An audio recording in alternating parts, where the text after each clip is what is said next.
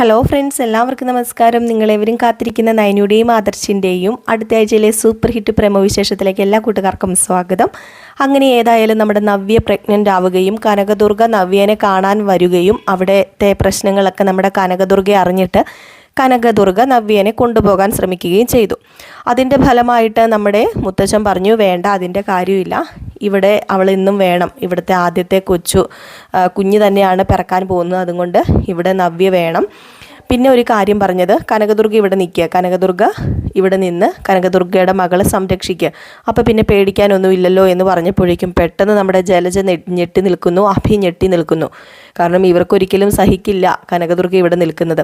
അങ്ങനെ ജലജ പറയുകയാണ്, ഞാൻ സമ്മതിക്കില്ല, എൻ്റെ മകൻ്റെ കുഞ്ഞാണെങ്കിൽ എനിക്ക് നോക്കാനുള്ള അവകാശമുണ്ട്, അവളെ ഞാൻ നോക്കിക്കോളാം എന്ന് പറഞ്ഞപ്പോഴത്തേക്കും അവിടെ ദേവയാനി ഒരു കടുത്ത തീരുമാനം എടുക്കുകയാണ്. ആരും പ്രതീക്ഷിച്ചിട്ടില്ല ആ ഒരു തീരുമാനം ദേവയാനി പറയുന്നത്.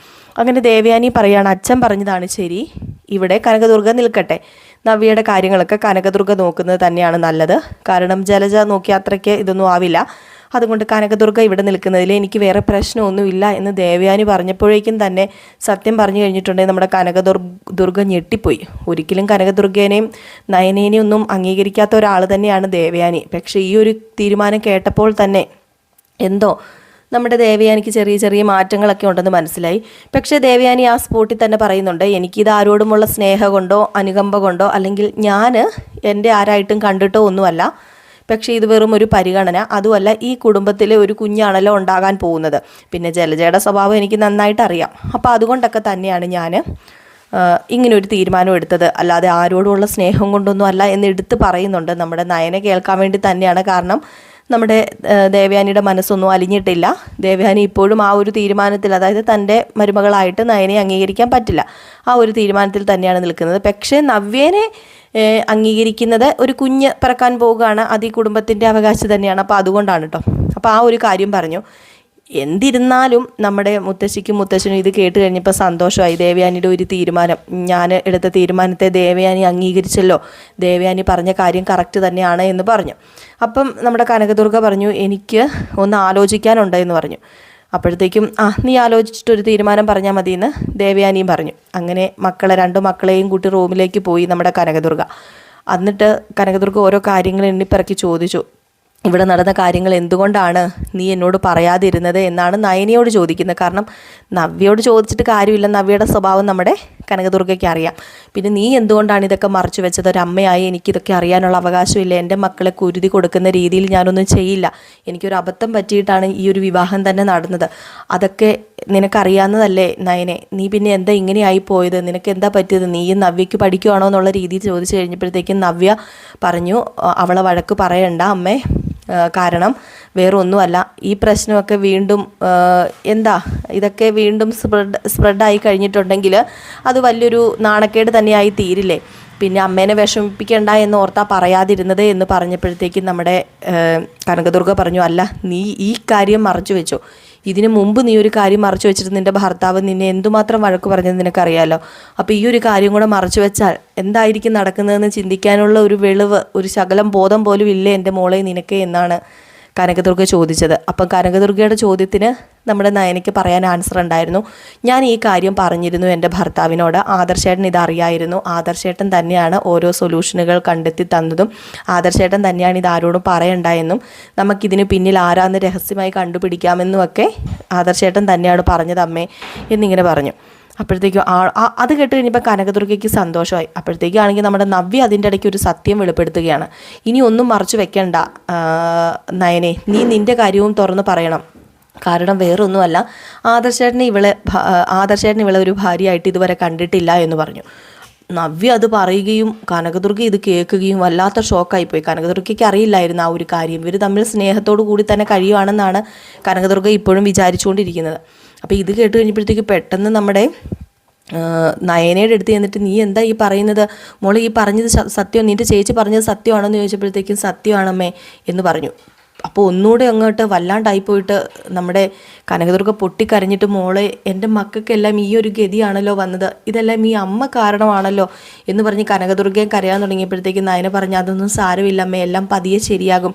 ഇത് മുത്തശ്ശനും മുത്തശ്ശിക്കൊക്കെ അറിയാവുന്ന കാര്യം തന്നെയാണ്, ഈ കുടുംബത്തിലെ എല്ലാവർക്കും അറിയാവുന്ന കാര്യം തന്നെയാണ്, ഇതൊക്കെ പതുക്കെ ശരിയായിക്കോളൂ അമ്മ അതോർത്ത് സങ്കടപ്പെടുവോ വിഷമിക്കുകയോ ഒന്നും വേണ്ട എന്ന് പറഞ്ഞ് നമ്മുടെ നയനെ ഇങ്ങനെ സമാധാനപ്പെടുത്താണ്. ഏതായാലും അവിടെ ഒരു കനകദുർഗ ഒരു തീരുമാനം എടുക്കുന്നു, ഇതിങ്ങനെ വിട്ടാൽ ശരിയാവില്ല, എൻ്റെ മക്കളുടെ ജീവിതം അത് എൻ്റെ മുമ്പിൽ കിടന്ന് ഉരുകി തീരാനുള്ളതോ എനിക്ക് കുരുതി കൊടുക്കാനുള്ളതോ ഒന്നുമല്ല, ഇതിനൊരു സൊല്യൂഷൻ എനിക്ക് തന്നെ കണ്ടെത്തണം, ഞാൻ തന്നെ ഇതിനൊരു സൊല്യൂഷൻ കണ്ടെത്തും, എൻ്റെ മക്കളുടെ ജീവിതം എനിക്ക് തന്നെ സേഫ് ആക്കണം, അതുകൊണ്ട് ഇനി ഒരു പുതിയ കനകദുർഗയായിട്ട് ഞാൻ മാറാൻ പോവുക, പണ്ടത്തെ പോലെ ദയോ കാരുണ്യമോ അതുപോലെ തന്നെ അനുകമ്പയോ അങ്ങനെയൊന്നും എനിക്കില്ല, എൻ്റെ മക്കൾക്ക് വേണ്ടി എന്തും ഞാൻ ചെയ്യും, അത് എന്തുമായിക്കോട്ടെ എന്ന് പറഞ്ഞൊരു തീരുമാനം എടുക്കുന്നുണ്ട് കേട്ടോ നമ്മുടെ കനകദുർഗ.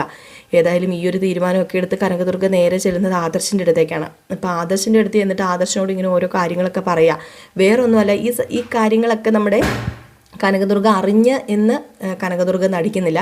പക്ഷേ തൻ്റെ മകളെ പൊന്നുപോലെയാണല്ലോ നോക്കുന്നത്, തൻ്റെ മകൾക്കൊരു ജീവിതം അത് കൊടുത്തല്ലോ, അതുമല്ല നിങ്ങളുടെ സ്നേഹത്തോടെ ജീവിക്കുന്നത് കണ്ടിട്ട് എനിക്ക് ഒരുപാട് സന്തോഷമുണ്ട് മോനെ, എൻ്റെ മരുമകനായതിൽ എനിക്ക് ഒരുപാട് സന്തോഷമുണ്ട്, നീ അത്രമാത്രം നയനിയെ സ്നേഹിക്കുന്നുണ്ടല്ലോ എന്നൊക്കെ ഇങ്ങനെ പറയുവാണ്. അപ്പോൾ ഇതൊക്കെ കേട്ട് കഴിഞ്ഞപ്പോഴത്തേക്കും നമ്മുടെ ആദർശനൊരു സംശയം, ഇതൊക്കെ ആക്കി പറയുന്നതാണോ എന്ന്. അപ്പോൾ പെട്ടെന്ന് ആദർശ് പറഞ്ഞല്ല, ഇതൊക്കെ ഇപ്പം പറയാൻ കാരണം എന്താണമ്മ, ഇത്രയും നാളമ്മ പറഞ്ഞിട്ട് ആൻറ്റി എന്നുണ്ടോ, ആൻറ്റി എന്താ ഇപ്പം പറയുന്നതെന്ന് ചോദിച്ചപ്പം അതിപ്പോഴാണ് പറയാൻ തോന്നിയത്, പിന്നെ എനിക്ക് മോനോട് ഒരു കാര്യം കൂടെ പറയാനുണ്ട്, എൻ്റെ മൂത്ത മോളുടെ ജീവിതം അത് ആകെപ്പാടെ മാറി മറിഞ്ഞിരിക്കുകയാണെന്ന് നിനക്കറിയാമല്ലോ, ഏതായാലും നിങ്ങളുടെ ഈ ഒരു സ്നേഹം കണ്ടിട്ട് വേണം അവർ നന്നായിട്ട് സ്നേഹിക്കാൻ, അതുകൊണ്ട് നിങ്ങൾ ഒന്നുകൂടി നന്നായിട്ട് സ്നേഹിക്കുന്നതായിട്ട് അഭിനയിക്കണം എന്ന് പറയുകയാണ്. അപ്പോൾ ഓൾറെഡി ഇപ്പോഴേ സ്നേഹിക്കുന്നതായിട്ട് അഭിനയിച്ചുകൊണ്ടാണ് നടക്കുന്നത്. അപ്പം നമ്മുടെ ആദർശാകെ പെട്ടുപോവുകയാണ് കേട്ടോ. അപ്പോൾ ആദർശ എങ്കിൽ ശരി ആൻറ്റി പറയുന്ന പോലെ ആയിക്കോട്ടെ, എനിക്ക് കുറച്ച് തിരക്കുണ്ട്, ഞാൻ പോവാന്ന് പറയുമ്പോൾ മോൻ പൊക്കോ തിരക്കുണ്ടെങ്കിൽ മോൻ പൊക്കോ, നോ പ്രോബ്ലം, മോൻ പൊക്കോട്ടോ എന്നൊക്കെ പറഞ്ഞിട്ട് വിടുന്നു. ഏതായാലും കനകദുർഗയുടെ ഉദ്ദേശം എന്ന് പറയുന്നത് സ്നേഹത്തോടെ കൂടി കുറച്ച് അഭിനയിക്കുകയും കൂടെ ചെയ്ത് കഴിഞ്ഞിട്ടുണ്ടെങ്കിൽ തനിയെ നമ്മുടെ നയനോടൊരു സ്നേഹമൊക്കെ വരുമായിരിക്കാം എന്ന ഒരു പ്രതീക്ഷയുണ്ട്. പക്ഷേ നമ്മുടെ ആദർശിന് അങ്ങനെ സ്നേഹമൊന്നും വരില്ല. ഈ ദേവയാനി ഇങ്ങനെ നിൽക്കുന്നിടത്തോളം കാലം ആ ഒരു സ്നേഹം നമ്മുടെ നയനയ്ക്ക് കിട്ടാൻ പോകുന്നില്ല. അപ്പോൾ ഈ ഒരു സംഭവങ്ങളൊക്കെ കഴിഞ്ഞു. അത് കഴിഞ്ഞിട്ടാണെങ്കിൽ നമ്മുടെ കനകദുർഗ നേരെ ജലജയുടെ അടുത്തായിരുന്നു. അപ്പം ജലജ ഇങ്ങനെ കുത്തും കോളും ഒക്കെ ഇങ്ങനെ വെച്ച് നടന്നുകൊണ്ടിരിക്കുകയാണ്, സംസാരിച്ചുകൊണ്ടിരിക്കുകയാണ്. അപ്പോൾ കുത്തും കോളെന്ന് പറഞ്ഞാൽ നമ്മുടെ ജലജയ്ക്കാണെങ്കിൽ ഒരു സമാധാനവുമില്ല. ജലജയ്ക്ക് എങ്ങനെയെങ്കിലും നമ്മുടെ കനകദുർഗേനെ വെളിയിലാക്കണം. അങ്ങനെ അഭിയുമായിട്ട് ഇങ്ങനെ സംസാരിച്ചുകൊണ്ടൊക്കെ ഇരിക്കുമ്പോഴാണ് നമ്മുടെ കനകദുർഗ ഇത് ഒളിഞ്ഞു നിന്ന് കേൾക്കുന്നത്. അങ്ങനെ കനകദുർഗ പതിയെ ഇവരുടെ അടുത്തേക്ക് ചെന്നിട്ട് പറഞ്ഞു, ഓഹോ എന്താ ഇവിടെ ഒരു എന്തെങ്കിലും വലിയ പ്ലാൻ വല്ലതും ആണോ, എന്നെ പുറത്താക്കാനുള്ള പ്ലാനിങ് ആണല്ലേ?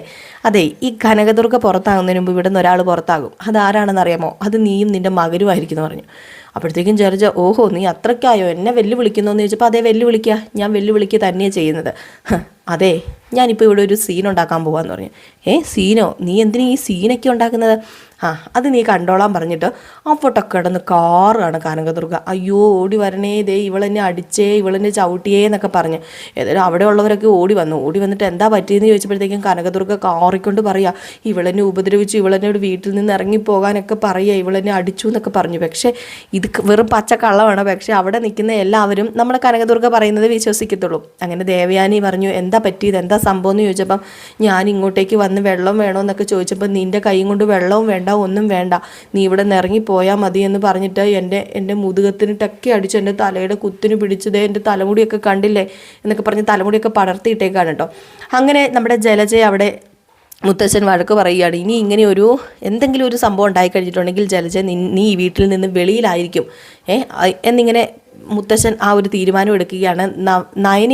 നവ്യ എന്തു പറയുന്നോ അതൊക്കെ നീ ചെയ്തു കൊടുത്തോണം. അതുപോലെ തന്നെ ഇവിടെ വന്നിരിക്കുന്ന ഗസ്റ്റ് തന്നെയാണ് കനകദുർഗ. ആ ഗസ്റ്റ് എന്ന് പറയുന്നത് നിൻ്റെ മരുമകളുടെ അമ്മയാണ്. അപ്പം എല്ലാ കാര്യങ്ങളും നീ നോക്കിക്കോണം എന്ന് പറഞ്ഞ് ഒരു ഉത്തരവിടുകയാണ്. മുത്തച്ഛൻ്റെ ഈ ഉത്തരവിടൽ നമ്മുടെ ജലജ വല്ലാണ്ടായി പോവുകയാണ്. കാരണം ജലജയ്ക്ക് വേറൊരു നിവൃത്തി ഇല്ലാതായി പോയി. ഏതായാലും ഇവർ എല്ലാവരും പോയി കഴിഞ്ഞപ്പോഴത്തേക്ക് നമ്മുടെ കനകദുർഗ പറഞ്ഞു, എങ്ങനെയുണ്ടടി ജലജെ എൻ്റെ ഐഡിയ, നീ എന്താ ഓർത്തത്, എന്നും എന്നെ പൊട്ടിയാക്കാന്നോ? ഇനി എന്നെ അങ്ങനെ പൊട്ടിയാക്കാൻ പറ്റില്ല. ഞാൻ പൊട്ടിയായതൊന്നും അല്ലായിരുന്നു ഇത്രയും നാൾ, ഞാൻ സഹിച്ചും ക്ഷമിച്ചും എൻ്റെ മക്കൾ ഇവിടെ ജീവിക്കുന്നതല്ലേ എന്ന് ഓർത്തിട്ട് ഞാൻ നിന്നതാണ്. പക്ഷേ ഇനി ഞാൻ അങ്ങനെ നിൽക്കില്ല, നീ ഇനി കണ്ടോളാൻ പറഞ്ഞു.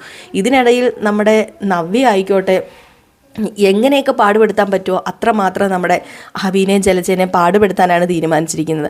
അങ്ങനെ പെട്ടെന്നൊരു ജ്യൂസ് കുടിക്കാനൊരു മോഹം. അമ്മ എനിക്ക് ജ്യൂസ് കുടിക്കാൻ തോന്നുകയെന്ന് പറയുമ്പോൾ കനകദുർഗ ജ്യൂസ് എടുക്കാൻ പോകാൻ തുടങ്ങുമ്പോൾ വേണ്ട വേണ്ട എനിക്ക് എൻ്റെ ഭർത്താവിൻ്റെ കൈ കൊണ്ട് തന്നെ ജ്യൂസ് വേണമെന്ന് പറഞ്ഞ് ഹബി അവിടെ ഇരിക്കുക. ഹബീനെ ജ്യൂസ് എടുപ്പിക്കാൻ വിടുമ്പം ഹബി പറഞ്ഞു അയ്യോ എനിക്ക് ജ്യൂസൊന്നും എടുക്കാൻ അറിയത്തില്ല, നീ വേറെ പണി നോക്ക്, പിന്നെ ജ്യൂസ് അതും എൻ്റെ കൈ കൊണ്ട് കുടിച്ചത് തന്നെയെന്ന് പറഞ്ഞു. അങ്ങനെ അവിടെ നമ്മുടെ നവ്യ അത് വലിയൊരു ഒച്ചപ്പാടാക്കി തീർക്കുന്നു. അവിടെ മുത്തശ്ശൻ വന്നു കഴിയുമ്പോഴത്തേക്കും നിൻ്റെ ഭാര്യയാണ്, നിൻ്റെ കുഞ്ഞാണ്, അതിനൊരു ജ്യൂസ് ഇട്ട് കൊടുത്തെന്ന് പറഞ്ഞാൽ എന്താണ് കുഴപ്പമെന്ന് ചോദിക്കുന്നു. അങ്ങനെ അതിന് നിർബന്ധിതനായി ജ്യൂസ് അടിച്ചു കൊടുക്കേണ്ടി വരുന്നൊരവസ്ഥ. നമ്മുടെ അബിക്ക് ജ്യൂസ് അടിക്കാൻ അറിയത്തില്ലെന്ന് ജലജ പറഞ്ഞപ്പോൾ നവ്യ പറഞ്ഞു നിങ്ങളുടെ മകൻ അറിയത്തില്ലെങ്കിൽ നിങ്ങൾക്കറിയാമല്ലോ, പഠിപ്പിച്ചു കൊടുക്കുക, പഠിപ്പിച്ചു കൊടുത്തിട്ട് എനിക്കൊരു ജ്യൂസ് കൊണ്ടുതരാൻ പറയാം.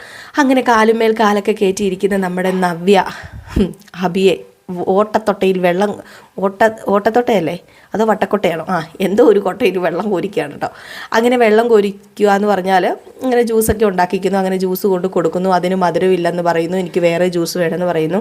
അപ്പം എനിക്ക് എടുക്കാൻ മനസ്സിലെന്ന് പറയുമ്പോൾ ഞാനിപ്പം മുത്തശ്ശനെ വിളിക്കുന്നു പറയുന്നു നവ്യ. അപ്പം അങ്ങനെ കുറച്ച് പ്രശ്നങ്ങൾ അങ്ങോട്ടും ഇങ്ങോട്ടും ഒക്കെ വരുന്നു. ഏതായാലും ലാസ്റ്റ് നമ്മുടെ അപ്പി നവ്യ പറയുന്ന കാര്യങ്ങളൊക്കെ ചെയ്തു കൊടുക്കേണ്ട ഒരവസ്ഥ, മാവിൽ കയറി മാങ്ങ വരെ പറിച്ചു കൊടുക്കേണ്ട ഒരവസ്ഥ. ഇതിനോടൊപ്പം തന്നെ 4 മണിയാകുമ്പോഴത്തേക്ക് ചായ കുടിക്കാൻ തോന്നുന്ന നമ്മുടെ നവ്യ നേരെ കനകദുർഗേനെ വിളിക്കുകയും ചായ ഇടിപ്പിക്കുകയും അവിടെ അങ്ങനെ കുരങ്ങ് കളിപ്പിക്കുന്ന കുറച്ച് സീനുകൾ. അപ്പോൾ ഇതൊക്കെ കോർത്തിണക്കിക്കൊണ്ടാണ് കേട്ടോ ഒരു അടിപൊളി വിശേഷം വരുന്നത്. അപ്പോൾ ഇതിനിടയിലായിട്ട് നമ്മുടെ നയനയുടെയും ആദർശിൻ്റെയും സീനുകളൊക്കെ കാണിക്കുന്നുണ്ട്. അവർ നല്ല ഗംഭീരമായിട്ട് പോകുന്നുണ്ട് കേട്ടോ. നമ്മുടെ നയന ആയിക്കോട്ടെ ആദർശിൻ്റെ കാര്യങ്ങളൊക്കെ എല്ലാം നോക്കുകയും ആദർശിനെ സ്നേഹിക്കുകയും അതുപോലെ ആദർശിനെ മയക്കി കയ്യിലെടുക്കുവാനുള്ള കുറച്ച് തന്ത്രങ്ങളൊക്കെ നമ്മുടെ കനകദുർഗ പറഞ്ഞു കൊടുക്കുകയും ചെയ്യുന്നുണ്ട്. ഏതായാലും അത് ഏകദേശം കുറച്ച് സക്സസ് ഒക്കെ ആകുന്നുണ്ട് കേട്ടോ. കാരണം കനകദുർഗ ഇപ്പം കൂടെ ഉള്ളത് കൊണ്ട് തന്നെ കനകദുർഗ മക്കളുടെ കാര്യങ്ങളൊക്കെ നല്ല രീതിയിൽ നോക്കി സേഫ് ആക്കാനുള്ള എല്ലാ കാര്യങ്ങളും ചെയ്യുന്നുണ്ട്. പക്ഷേ ഇതിനിടയിൽ കുറേ ടാബ്ലറ്റുകളും ഒക്കെ ആയിട്ട് വരുന്നുണ്ട് നമ്മുടെ നവ്യയുടെ ഗർഭം കലക്കാൻ. അതൊക്കെ സിമ്പിളായിട്ട് തന്നെ നമ്മുടെ നവ്യ കണ്ടുപിടിക്കുകയും അതിൽ നിന്നൊക്കെ ഒഴിഞ്ഞു മാറി നമ്മുടെ നവ്യ നിൽക്കുകയും കനകദുർഗയൊക്കെ അതിൽ നിന്നൊക്കെ ഒഴിഞ്ഞു മാറി ഇവരുടെ പ്ലാനൊന്നും വലിയ വിജയകരമാകുന്നൊന്നുമില്ല കേട്ടോ. കാരണം നമ്മുടെ നവ്യയ്ക്ക് അറിയാം ഇവർ എന്ത് കൊണ്ടുവന്നാലും വിശ്വസിച്ച് കഴിക്കാൻ പറ്റത്തില്ലെന്നറിയാമല്ലോ. അപ്പോൾ അതുകൊണ്ട് തന്നെ അത് കഴിക്കുന്നൊന്നുമില്ല. അപ്പോൾ ഏതായാലും നമ്മുടെ നവ്യയുടെ കുഞ്ഞ് പോകത്തൊന്നുമില്ല. അപ്പോൾ ഇതിനിടയിൽ അനിയും നന്ദുവും ഒക്കെ ഉണ്ട്. നമ്മുടെ അനിയുടെ നന്ദുവിനെയാണ് എല്ലാവർക്കും ഒത്തിരി ഇഷ്ടം, അവരുടെ ആ കോമ്പയാണെന്നറിയാം. പക്ഷെ അവർ വിവാഹിതരാകാൻ പോകുന്നില്ല. വിവാഹം കഴിക്കുന്നത് നമ്മുടെ അനാമികനെ തന്നെയാണ് കേട്ടോ. അപ്പോൾ അവരുടെ കുറച്ച് ഭാഗങ്ങളൊക്കെ കാണിക്കുന്നുണ്ട്. അപ്പോൾ എല്ലാവരും കാത്തിരിക്കുക. അടുത്ത ആഴ്ചയിൽ വിശേഷങ്ങൾ സൂപ്പർ ഹിറ്റ് തന്നെയാണ്. അപ്പോൾ എല്ലാവരും കാണുക. നിങ്ങളുടെ സ്നേഹത്തിനും സപ്പോർട്ടിനും ഒരുപാട് നന്ദിയുണ്ട്. പിന്നെ നമ്മളൊരു 2 മണി കഴിയുമ്പോൾ നമ്മൾ ലൈവ് വരും കേട്ടോ നമ്മുടെ പുതിയ ചാനലിൻ്റെ പേര് ചിന്നൂസ് ഫാമിലിയാണ്. അപ്പം അതിൽ നമ്മൾ ലൈവ് വരുന്നുണ്ട് 2 മണിയാകുമ്പോൾ, വൈകിട്ട് 9 മണിയാകുമ്പോൾ ലൈവ് വരുന്നുണ്ട്. അപ്പോൾ എല്ലാവരും വരണം കേട്ടോ. നമുക്ക് കുറച്ച് വിശേഷങ്ങളൊക്കെ പറഞ്ഞൊക്കെ ഇരിക്കാം. അപ്പോൾ എല്ലാവർക്കും വീണ്ടും ഒരു എന്താ പറയുക, സേഫായിട്ടിരിക്കുക. നല്ല ദിവസം ആശംസിക്കട്ടെ എന്ന് ഇനി പറയാൻ പറ്റില്ലല്ലോ, ഇത്ര സമയമായല്ലോ. അപ്പോൾ എല്ലാവരും സേഫായിട്ടിരിക്കുക, അത്രമാത്രമേ ഉള്ളൂ. എൻ്റെ പ്രാർത്ഥന എല്ലാവർക്കും ഉണ്ടാകും. എന്നെയും എൻ്റെ കുടുംബത്തെയും നിങ്ങളുടെ പ്രാർത്ഥനയിലും ഉൾപ്പെടുത്തുക. അപ്പോൾ അടുത്ത വിശേഷമായിട്ട് വരാം. Tata, bye bye.